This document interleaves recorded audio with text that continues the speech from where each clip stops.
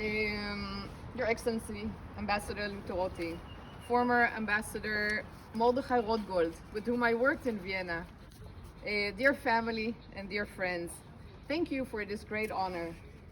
This moment is especially moving for me because my late grandfather, Simon Wiesenthal, received this prize, this exact prize, 20 years ago in 2005. So that makes this evening even more special and more ceremonial and more personal for me.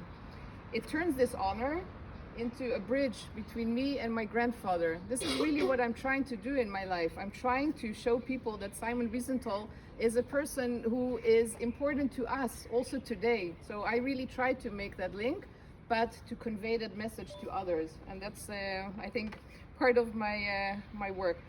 That sense of responsibility has guided my own work with the Austrian Parliament. And I can say, I can write a lot of things, but eventually what I feel comes out much easier without looking at my nose. I've tried for many years to move my work forward. And I come from the Netherlands, I speak several languages, I can operate in different countries. And only in Austria I found a home to this initiative. And it started, among others, with meetings that I had with the Israeli ambassadors who really tried to help me because I was trying to push something forward. And eventually I met with Wolfgang Sobotka in Ramat Gan. I was working then at the Dutch embassy, and we were discussing how can we commemorate Simon Wiesenthal. And I said to him, you know what, I don't want another memorial or another plaque. I want a prize, something that people will apply for, so they will hand in their projects, their ideas, what do they do when it comes to Holocaust commemoration, on combating anti-Semitism, Holocaust denial. And yes, there will be someone or a few people that will get the prize, but the most important thing is to let people know that this is what we're really looking for. So this was the beginning. And then I decided, okay, now I have a partner, now I have someone I can turn to. Yes, he is the president of the Austrian Parliament, and I decided I was going to send him an email and tell him about this initiative, which is indeed called SWIGGI. It's Simon Wiesenthal, Genealogy. Genealogy is the research of family history, something I've been doing for the last 30 years, and Geolocation, so everything that has to do with where is something. I'm a tour guide, and the tour guides are being trained to look at sites and to say, hey, what's here? What can we learn about this place? Why is it meaningful? So then is when Wolfgang Sobotka said, yes, I have someone. I'm going to appoint David Pinchasov.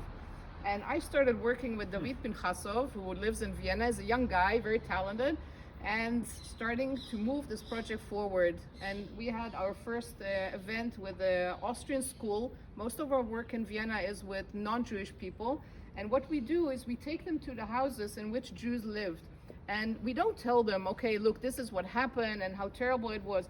We try to give them a feeling, what would you have done? Okay, so I always give this example of people that asked to, asked to migrate. They wanted to leave Austria. They wanted to escape Austria, like some of the people that are here whose family is also from Austria.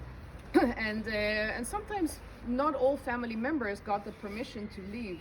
And then one of the girls, one of these young people, they were like 17 or 18 years old, said, if I was in a position that my parents would not be able to leave and only I as a child could leave, I would not do that. I would stay with my family. And then I said to that girl, that's right, that's very beautiful. But as an adult, okay, I was also an adult at the time and she is young, I said, but maybe your parents have the right to tell you to leave, because your parents might know that if you stay with them, even though you would feel much better, you will die.